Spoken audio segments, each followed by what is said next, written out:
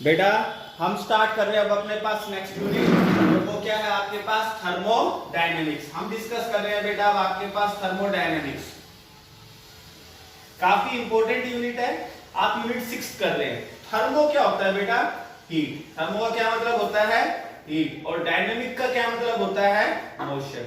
इसका मतलब होता है हीट इन मोशन। इसका मतलब क्या है? Heat in motion. तो बेटा the branch of science which deals with different form of energies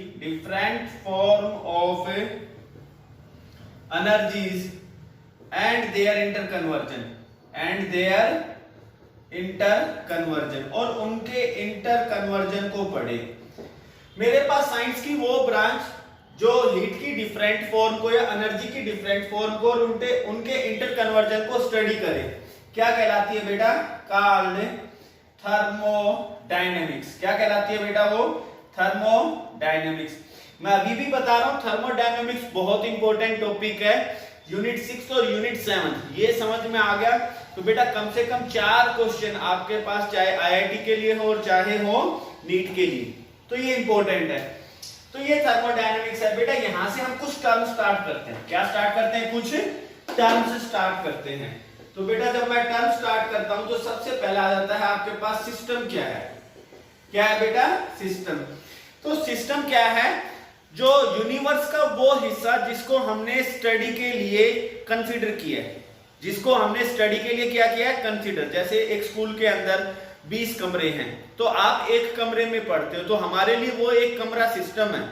ठीक है, तो सिस्टम क्या होता है आप लोगों के पास? The region in space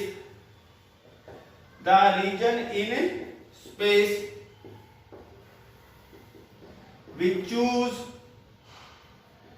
for study, जिसको स्टडी के लिए हमने चूज किया है उसको क्या कह देंगे? Called system. वो कहलाता है बेटा system. The region in space which choose for study, जिसको हमने चॉइस में लिया है स्टडी के लिए। सेकंड टर्म होती है बेटा सराउंडिंग। क्या होती है? सराउंडिंग। तो सराउंडिंग क्या है? वो स्पेस जो सिस्टम को घेरे, वो स्पेस जो सिस्टम को घेरे क्या कहलाएगा? सराउंडिंग। जैसे वही एक स्कूल में 20 कमरे हैं, एक कमरा जिसमें आप पढ़ रहे हैं वो तो है सिस्टम, बाकी 19 कमरे वो क्या हो जाएगा? आपका सराउंडिंग। तो आप लोगों के पास क्या होता है? The space around system called surrounding. उसको हम क्या कहते हैं? Called surrounding. तो वो स्पेस जो सिस्टम के चारों ओर है वो क्या कहलाता है आपके पास बेटा? सराउंडिंग।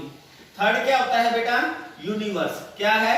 यूनिवर्स। यूनिवर्स क्या है? सिस्टम और सराउंडिंग को जोड़ दें तो यूनिवर्स बनता है। तो आपके पास है सिस्टम प्लस में सराउंडिंग, फॉर्म क्या कर देंगे? यूनिवर्स। वो क्या फॉर्म करते हैं बेटा? यूनि जो होता है वर्स कंसीडर फॉर्म करते हैं बेटा। अब मैं सिस्टम की टाइप डिस्कस कर रहा हूं। क्या डिस्कस कर रहा हूं बेटा? आप लोगों के पास सिस्टम की टाइप। तो बेटा आप लोगों के पास यहां पर क्या बताया जाता है सिस्टम की टाइप के लिए? जो सिस्टम की अगर मैं टाइप के ऊपर जाता हूं तो type of system, fourth term type of system. तो टाइप ऑफ सिस्टम के अंदर सबसे पहला आता है बेटा ओपन सिस्टम। कौन सा सिस्टम आ जाता है? Open system. ओपन सिस्टम एक ऐसा सिस्टम है जिसमें मास और हीट दोनों ही एक्सचेंज होते हैं सराउंडिंग के साथ। System which exchange both mass and heat with surrounding. तो एक ऐसा सिस्टम जो मास और हीट दोनों को ही सराउंडिंग के साथ क्या करता है? एक्सचेंज करता है। बेटा एग्जांपल क्या है? आपके पास होता है हीटिंग जो होता है मिल्क है या हीटिंग वाटर है इन ओपन वेसल। क्या दे रखा है? Heating milk in open vessel. बेटा आप दूध को गर्म करते हो बिना उसके ऊपर प्लेट को लगाए हुए, तो उस दौरान आपने जो है उस पतीली को गर्म किया तो हीट का एक्सचेंज हो रहा है, और उसमें से कुछ जो वेपर्स निकलते हैं, इसका मतलब है कुछ मास का भी एक्सचेंज हो रहा है। तो ये सभी क्या है आप लोगों के पास ओपन सिस्टम के एग्जांपल। तो बेटा ओपन सिस्टम के बाद सेकंड आ जाता है आप लोगों के पास क्लोज सिस्टम। क्या आ जाता है? Close system. ये क्लोज सिस्टम क्या होता है बेटा? क्लोज सिस्टम हो गया वो सिस्टम जो सिर्फ और सिर्फ हीट को एक्सचेंज करे, मास को एक्सचेंज ना करे। तो आप लोगों के पास क्या हो गया? System which exchange only heat with surrounding but not मास। वो जो सिर्फ हीट को तो एक्सचेंज करे मगर मास को एक्सचेंज ना करे, वो क्या कहलाएगा बेटा आप लोगों के पास? Close system. एग्जांपल क्या हो गया बेटा आप लोगों के पास? अब वही है, मिल्क को गर्म करे मगर क्लोज वेसल के अंदर, या आपके पास क्या दे रखा है? Heating milk in vessel which have lead, जिसके ऊपर ढक्कन लगा हुआ है। ठीक है, आपने बेटा दूध को एक किसके अंदर गर्म कर रखा है? एक कंटेनर में गर्म कर रहे हैं, मगर उसके ऊपर क्या लगा रखा है? एक ढक्कन लगा रखा है। जैसे पतीली को गर्म करते हुए उसके ऊपर एक प्लेट रख दोगे, तो बेटा जितना भी जो है वेपर निकलेगा वो जो है उस लीड या उस प्लेट के ऊपर कंडेंस होगा और वापिस सिस्टम में वापिस आ जाएगा। मगर क्योंकि दूध गर्म हो रहा है, इसका मतलब हीट का एक्सचेंज तो हो रहा है। तो ये है आपके पास क्लोज सिस्टम। बेटा नेक्स्ट होता है आपके पास ओपन सिस्टम, क्लोज सिस्टम, और नेक्स्ट दे रखा है बेटा आप लोगों के पास आइसोलेटेड सिस्टम। क्या दे रखा है आप लोगों के पास? Isolated system. तो आइसोलेटेड सिस्टम क्या हो गया? A system which not exchange mass nor heat with surrounding। तो एक ऐसा सिस्टम जो ना ही तो मास को एक्सचेंज करता है और ना ही हीट को एक्सचेंज करता है। किसके साथ? सराउंडिंग के साथ। वो क्या कहलाता है बेटा आपके पास? Isolated system. आपके पास एग्जांपल क्या होता है? हॉट और कोल्ड वाटर इन थर्मस। बेटा जो थर्मस होती है उसके अंदर आपने गर्म पानी को रखा तो वो गर्म ही रहेगा, या ठंडे पानी को रखा वो ठंडा ही रहेगा। तो वो ना तो किसको एक्सचेंज कर रहा है? मास को, ना किसको एक्सचेंज कर रहा है? हीट को। तो ये क्या सिस्टम कहलाएगा आपके पास? Isolated system. समझ में आई है? तो हम लोगों ने डिस्कस किया है बेटा सिस्टम क्या है, सराउंडिंग क्या है, यूनिवर्स क्या है, टाइप ऑफ सिस्टम। तो हम लोग यहां से 4 पॉइंट 4 टर्मिनोलॉजी डिस्कस कर चुके हैं। बेटा जो नेक्स्ट आप लोग के पास टॉपिक आ जाता है वो आता है मैक्रोस्कोपिक प्रॉपर्टीज। क्या होती है बेटा? Macroscopic properties. तो बेटा मैक्रोस्कोपिक प्रॉपर्टीज वो प्रॉपर्टीज होती है जो लार्ज नंबर ऑफ पार्टिकल के मिलने से बनी होती हैं। तो क्या है ये? Those properties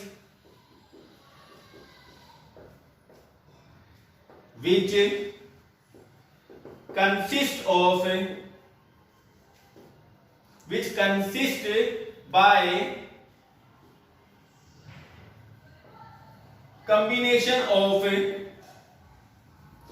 large number of particles।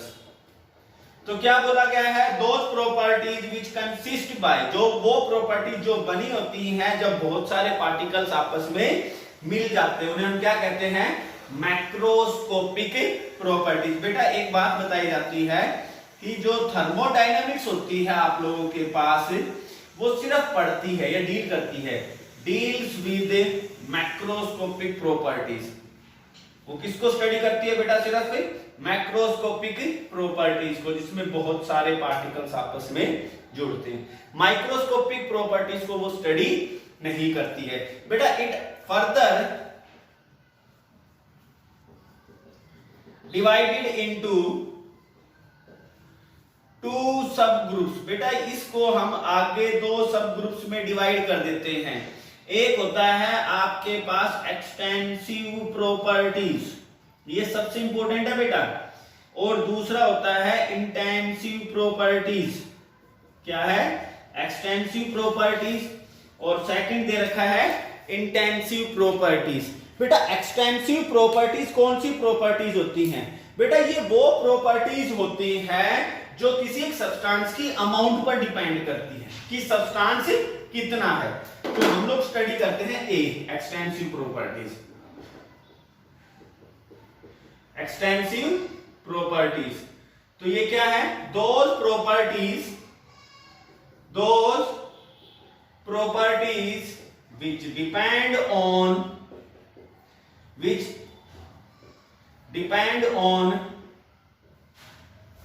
amount of substance, जो किसके ऊपर डिपेंड कर रही है बेटा? अमाउंट ऑफ सब्सटेंस के ऊपर। उसको क्या कहते हैं? Called extensive properties. वो कहलाती है बेटा एक्सटेंसिव प्रॉपर्टीज। तो वो प्रॉपर्टीज जो डिपेंड करती है सब्सटेंस की अमाउंट पर कि सब्सटेंस कितना है। और सबसे इंपॉर्टेंट बेटा जो आता है वो इसके एग्जाम्पल। वो इसके क्या है बेटा? एग्जाम्पल। मैं अभी भी बोल रहा हूं बेटा, यहां सबसे इंपॉर्टेंट आपके पास है एग्जाम्पल। एग्जाम्पल के रूप में बेटा मैं आपको क्या देता हूं? एक्सटेंसिव प्रॉपर्टीज में आपके पास internal energy, enthalpy, entropy, Gibbs free energy, ये तो सबसे इंपॉर्टेंट आप लोगों के पास क्या दे रखे हैं बेटा? एग्जाम्पल। इसी तरह से हीट कैपेसिटी, इसी तरह से क्या दे रखा है बेटा? Heat capacity. जो एग्जाम्पल दे दिए वो तुम्हें बेटा याद होने चाहिए, क्योंकि ये हमसे पूछे जा सकते हैं। इसी में बेटा mass, volume,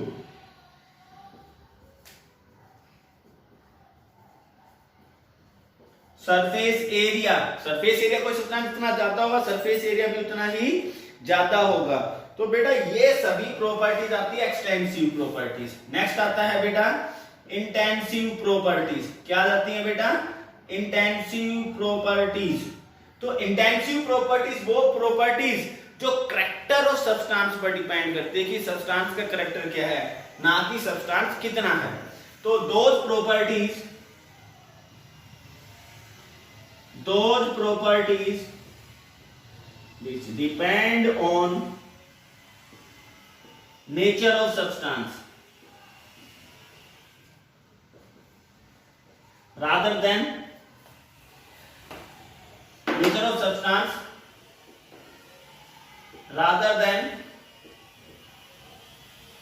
amount of substance। ये डिपेंड करता है बेटा कि सब्सटेंस का नेचर कैसा है, इस चीज पर डिपेंड नहीं करता कि सब्सटेंस की अमाउंट कितनी है। ठीक है बेटा, ये है आप लोगों के पास क्या? Intensive properties. और इसके अंदर जो एग्जांपल आप लोगों के पास दे रखे हैं वो दे रखा है density, surface tension, pH of solution. ठीक है, पीएच ऑफ सॉल्यूशन। बेटा वो ईएमएफ, इलेक्ट्रोमोटिव फोर्स, आप लोगों के पास इसी प्रकार से जो दे रखा है रिफ्रैक्टिव इंडेक्स। क्या दे रखा है? Refractive index. बेटा वो दे रखा है आपके पास molar heat capacity, specific heat capacity,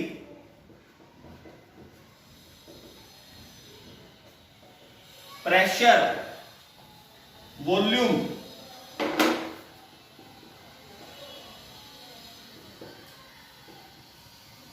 ठीक है बेटा, ये सभी प्रॉपर्टीज आप लोगों के पास कौन सी प्रॉपर्टीज हैं? इंटेंसिव प्रॉपर्टीज हैं। इसमें viscosity, dielectric constant, viscosity, dielectric constant, ये भी इन्वॉल्व होती है। बेटा यहां पर एक बात बताई जाती है, अगर आपने एक्सटेंसिव प्रॉपर्टी को एक्सटेंसिव प्रॉपर्टी से डिवाइड कर दिया तो आप लोगों को क्या मिल जाएगा? Intensive property. क्या मिल जाएगा? Intensive property. तो ये बात याद रखना, एक्सटेंसिव प्रॉपर्टी से डिवाइड होने पर इंटेंसिव प्रॉपर्टी देती है। बेटा इसमें ये एग्जांपल देता है, फोर्स एक एक्सटेंसिव प्रॉपर्टी है। क्या है बेटा ये एक एक्सटेंसिव प्रॉपर्टी।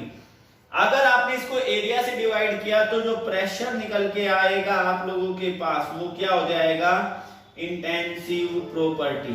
वो क्या हो जाएगा बेटा, इंटेंसिव प्रॉपर्टीज। तो हम लोगों ने फिफ्थ जो टर्मिनोलॉजी की थी उसमें क्या डिस्कस किया था, मैक्रोस्कोपिक प्रॉपर्टीज, जिसमें इंटेंसिव और एक्सटेंसिव प्रॉपर्टीज डिस्कस की थी। बेटा नेक्स्ट है state of system, state variables. क्या है बेटा, state of system and state variables, काफी इंपॉर्टेंट है बेटा। स्टेट ऑफ सिस्टम बेटा अगर आप इसको हिंदी में समझते हैं तो क्या है, जो होता है सिस्टम की अवस्था, सिस्टम किस स्टेट में है। तो हम लोग क्या कहते हैं, दोज प्रॉपर्टीज, वो properties which express condition of A system called state of system.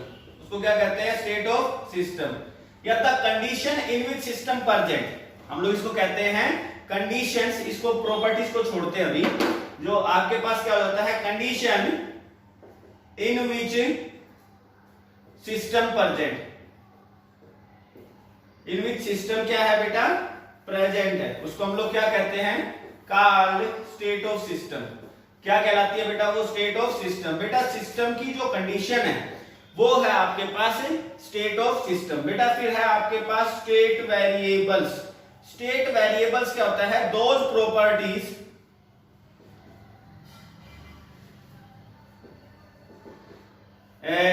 जो होता है, those properties the change in which those properties the change in which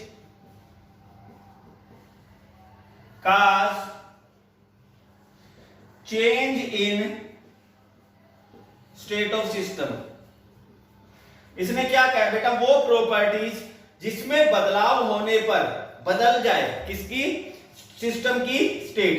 those properties the change in which cause change in state of systems, उसको क्या कहते हैं, called state variables. उसको हम कहते हैं स्टेट वेरिएबल्स। वो है आपके पास स्टेट वेरिएबल्स, वो प्रॉपर्टी जिसमें बदलाव आने पर सिस्टम की स्टेट भी बदल जाए, वो है आपके पास स्टेट वेरिएबल्स। वो था आपके पास स्टेट वेरिएबल्स। बेटा स्टेट वेरिएबल्स के बाद आप लोगों के पास जो होता है स्टेट फंक्शन। क्या है बेटा, स्टेट फंक्शन। ये काफी अच्छा है। स्टेट फंक्शन आपके पास वो प्रॉपर्टी जो इनिशियल और फाइनल स्टेट पर डिपेंड करती हैं। Those properties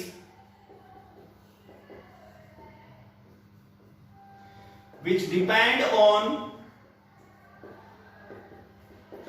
initial and final state of system, वो प्रॉपर्टीज जो सिर्फ इनिशियल और फाइनल स्टेट के ऊपर, अवस्था पर डिपेंड करती है। Those properties which depend on initial and final state of system, उसको हम क्या कहते हैं, called स्टेट फंक्शंस। उनको हम कहते हैं स्टेट फंक्शंस। वो प्रॉपर्टीज जो सिर्फ डिपेंड करती हैं इनिशियल और फाइनल स्टेट पर। आपसे पूछा जाता है बेटा कौन सी स्टेट फंक्शन प्रॉपर्टीज हैं, तो आप लोगों के पास बताया गया है internal energy, next enthalpy, next entropy. ये स्टेट फंक्शंस प्रॉपर्टीज है बेटा। फिर है गिब्स फ्री एनर्जी। क्या दे रखा है, गिब्स फ्री एनर्जी। तो ये सभी वो प्रॉपर्टीज है जो इनिशियल और फाइनल स्टेट पर ही डिपेंड करती हैं। फिर जिस तरह स्टेट है तो इस तरह से पाथ फंक्शन, ये वो प्रॉपर्टीज है जो पाथ पर डिपेंड करती हैं, आपने कौन सा पाथ फॉलो किया है।